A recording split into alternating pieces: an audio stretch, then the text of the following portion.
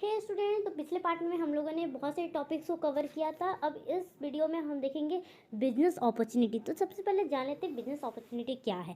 So business opportunity can be defined as an economic idea which can be converted into the business enterprise to earn profit.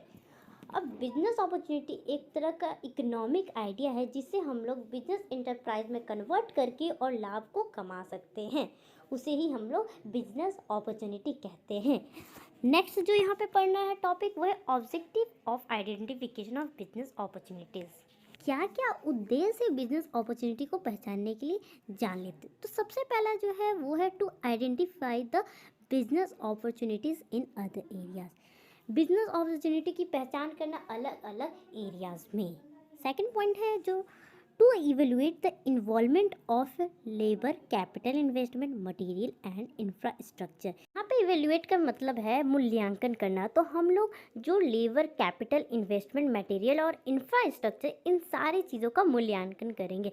जैसे labour का करेंगे, capital investment का करेंगे, material का करेंगे, infrastructure का। Next जो थर्ड पॉइंट है वो है to assess the extent of demand और consumption both in the technology and economic term in a specific area.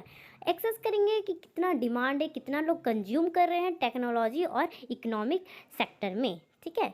Next जो टॉपिक है जो है fourth and last, to ascertain the viability of venture both on a long term और a short term basis। ये क्या कर रहा है कि पता लगाना है वाइबिलिटी ऑफ वेंचर का, एक लॉन्ग टर्म में लंबे समय के लिए और छोटे समय के आधार पर। ओके गाइस, तो ये थे कुछ objective of identification of business opportunity. कोई भी डाउट हो आप मुझे कमेंट में पूछ सकते हैं। चलिए लास्ट टॉपिक पे आते हैं, वो है factor affecting the identification of business opportunities. कौन कौन से ऐसे फैक्टर हैं जो बिजनेस अपॉर्चुनिटी के पहचानने में प्रभाव डालेगा। तो सबसे पहले एबिलिटी ऑफ इंटरनल रिसोर्सेज, जिसका मतलब होता है इंटरनल रिसोर्सेज की मौजूदगी होनी चाहिए। सेकंड है volume of inter demand, resource के बाद मोस्ट इंपॉर्टेंट उसकी डिमांड होनी चाहिए। अगर आप कोई प्रोडक्ट मैन्युफैक्चर करें तो मेक श्योर कि उसके मार्केट में डिमांड होना चाहिए, अदरवाइज आपका टाइम वेस्ट होगा, साथ में रॉ मटेरियल रिसोर्स सारे चीज़ वेस्ट हो जाएंगे। नेक्स्ट टॉपिक पढ़ना है ability of industrial raw material, मतलब कि रॉ मटेरियल कच्चे पदार्थ की भी मौजूदगी होनी चाहिए। पॉइंट जो है वो है level of risk.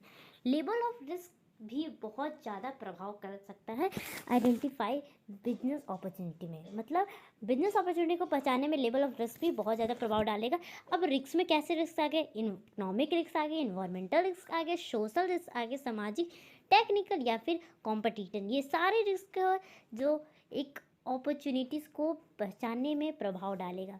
So yes guys, video पसंद आया हो तो लाइक करना, चैनल को कर दो सब्सक्राइब, और ऐसे और भी सारे सिलेबस को कंप्लीट करना है तो।